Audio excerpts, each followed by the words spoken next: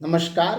मैं professor S Narayan Raju YouTube channel में आप सबका मैं स्वागत करता हूँ।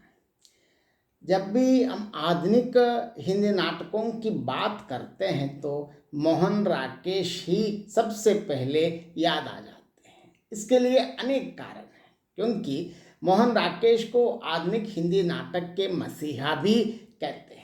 और इसके साथ साथ मोहन राकेश की नाटकों की विशेषता भी यह है कि उन्होंने लगातार अलग अलग अलग अलग प्रयोग कर चुके हैं। नवीन प्रयोग मतलब जिस प्रकार नाटक को अगले ऊंचाई तक ले जाने के लिए उन्होंने आजीवन कोशिश भी किया है। इसमें बहुत सफलता भी हासिल किया है, कहने में कोई अतिशयोक्ति नहीं है, क्योंकि मोहन राकेश के विभिन्न प्रयोग नाटकों में कथ्य की दृष्टि से, शिल्प की दृष्टि से और अलग सभी प्रकार भाषा और संवादों की दृष्टि से क्या नहीं, मतलब नाटक के सभी विधाओं में, नाटक के विभिन्न दशाओं में जहाँ तक संभव हो अलग अलग उन्होंने प्रयोग किया है। और इसमें और इस आधे अधूरे में अभिनय में एक अनुपम प्रयोग कह सकते हैं। एक पुरुष द्वारा 4 भूमिकाएं निभाना, देखिए कहाँ तक सिनेमा में भी जो मुश्किल समझते हैं, लेकिन यह नाटक में उन्होंने एक ही पुरुष द्वारा मतलब एक व्यक्ति 4 भूमिकाएं निभाना, वो भी नाटक में कैसे दिखाते हैं, इसकी क्या क्या विशेषताएं हैं हम अभी देखेंगे। रंग शिल्प की दृष्टि से मोहन राकेश के नाटकों में कई प्रयोग हुए हैं। इस दृष्टि से आधे अधूरे नाटक का उपस्थापन खंड नाटककार के प्रयोगवादी रुझान को तो संकेतित करता ही है, साथ ही नाटक विधा को नए आयाम का दिशा निर्देश भी करता है। परंपरा का जिक्र करना मैं यहाँ आवश्यक समझता हूँ। हमारे यहाँ नाटकों की रूढ़ परंपरा यह रही है कि उनमें नंदिवाक्य अर्थात सूत्रधार कथन या मंगलाचरण या भरत वाक्य का समावेश आत्यंतिक एवं अनिवार्य होता था, परंतु इधर कुछ वर्षों से यह रूढ़ परंपरा टूटती चली आई है और अब मोहन राकेश के इस नए प्रयोग ने उस भव्यता एवं आधुनिकता के मार्ग की ओर प्रशस्त किया है। नाटककार की यह दिमागी उपज की भाव भंगिमा एवं वस्त्र परिवर्तन एक ही व्यक्ति से 4 पुरुष की भूमिकाएं अभिनीत करवाई जाए, निस्संदेह आधुनिक हिंदी रंगमंच को और अधिक सुदृढ़ बनाने के निमित्त अत्यंत मूल्यवान एवं उपयोगी सिद्ध होगी। आधे अधूरे में एक पुरुष के द्वारा 4 पुरुषों की भूमिका निभाने वाला प्रयोग प्रेक्षक और अभिनेता को निकट लाता है। कासुवा अर्थात काले सूट वाला आदमी, पुरुष 1, पुरुष 2, पुरुष 3, पुरुष 4 की भूमिकाओं में भी हैं। उम्र लगभग 49-50, चेहरे की शिष्टता में एक व्यंग्य, पुरुष 1 के रूप में वेशांतर, पतलून कमीज, जिंदगी से अपनी लड़ाई हार चुकने की चटपटाहट ली। पुरुष 2 के रूप में पतलून और बंद गले का कोट, अपने आप से संतुष्ट फिर भी आशंकित। पुरुष 3 के रूप में पतलून टी शर्ट, हाथ में सिगरेट का डिब्बा, लगातार सिगरेट पीता, अपनी सुविधा के लिए जीने को दर्शन पूरे हाव भाव में। पुरुष 4 के रूप में पतलून के साथ पुरानी काट का लंबा कोट, चेहरे पर बुजुर्ग होने का खास एहसास का यापन।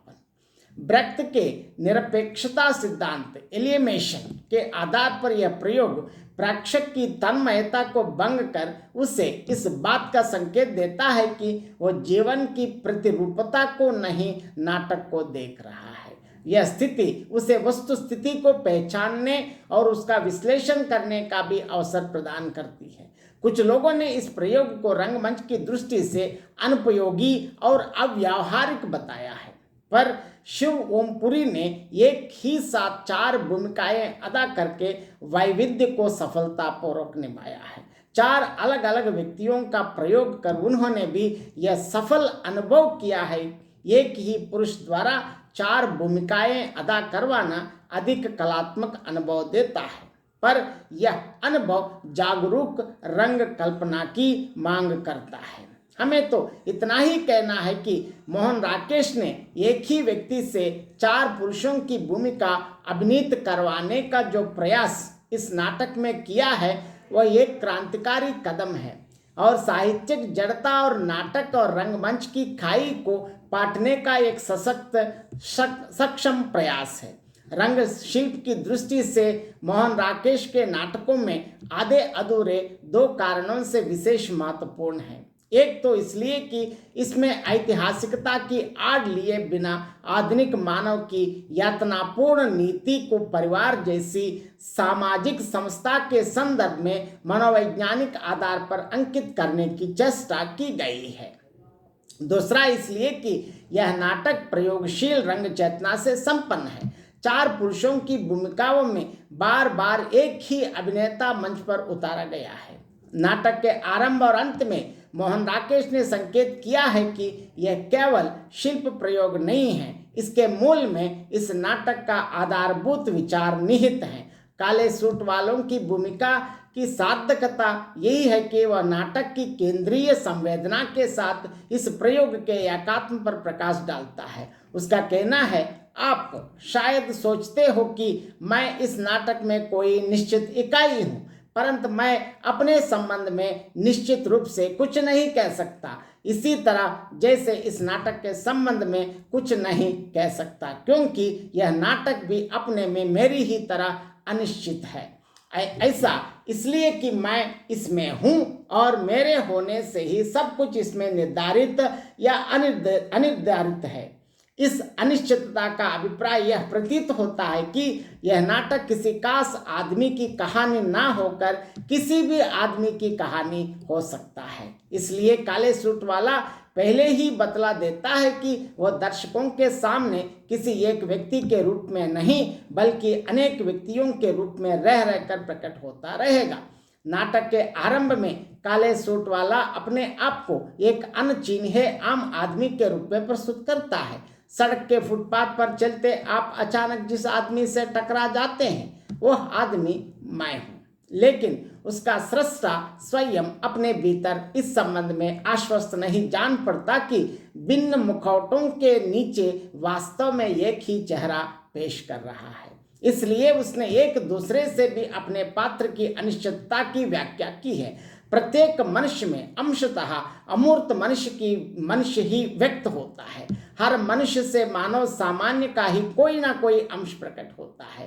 काले सूट वाले का कहना है, विभाजित होकर मैं किसी ना किसी अंश में आप में से हर एक व्यक्ति हूँ। इस अर्थ में प्रत्येक मनुष्य अंशतः अमूर्त मानव की प्रतिनिधित्व अभिव्यक्ति है। टकराने के क्षण में आप मेरे लिए वही होते हैं जो मैं आपके लिए होता हूँ। इसलिए जहाँ इस समय मैं खड़ा हूँ वहाँ मेरी जगह आप भी हो सकते थे, या 2 टकराने वाले व्यक्ति होने के नाते आप में और मुझ में बड़ी समानता है।